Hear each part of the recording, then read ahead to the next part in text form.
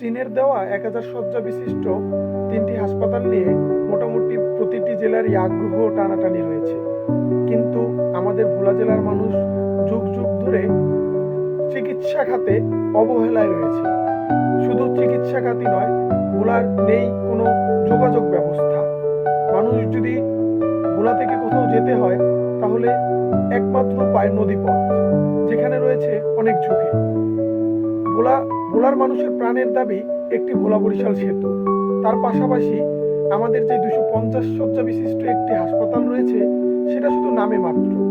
যদি কোনো রোগী ভোলায় যায় তাহলে তাকে, যদি খুব বেশি ইমার্জেন্সিও না হয়, তাহলে তাকে বলে দেওয়া হয় যে আপনি বরিশাল চলে যান বা ঢাকায় চলে যান। কিন্তু সে ঢাকায় বা বরিশাল খুব তাড়াতাড়ি কিভাবে যাবে? কারণ ভোলায় নেই কোনো যোগাযোগ ব্যবস্থা। এই যে দেখুন, তার যদি ঢাকায় বা বরিশালে যেতে হয়, তাকে হয়তোবা যেতে হবে ফেরিতে করে কিংবা লঞ্চে করে, যা অনেকটা সময়ের ব্যাপার। এই সময়ের মধ্যে আমরা হয়তো সেই রোগীকে আর বাঁচিয়ে রাখতেও পারি না।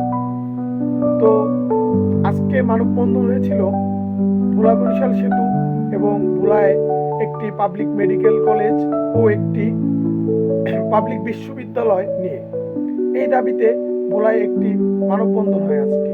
আশা করি এই মানববন্ধন উপর মহলের মানুষের কাছে পৌঁছাবে এবং তারা ভোলাবাসীর জন্য একটি যথাযথ ব্যবস্থা গ্রহণ করবে। আমরা ভোলাবাসী আর অবহেলায় থাকতে চাই না।